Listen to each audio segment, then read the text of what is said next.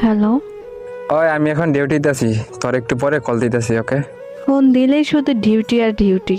আমি এত কিছু জানি না, তোমার সাথে আমার কথা আছে। তোমার কি সমস্যা? শান্তি মতন কি কাজ করতে দিবা না নাকি? তুমি কি করে বুঝবা? তুমি তো থাকো বিদেশে। যে বেটা বুঝবো তার সাথে কথা বল। যা, আমার কাছে ফোন দিছিস কেন?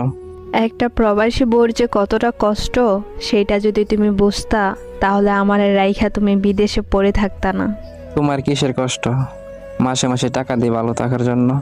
টাকা দিয়ে যদি সব সুখ আর ভালো থাকা যেত, তাহলে মানুষে ফুটপাতে ঘর বেঁধে থাকতো।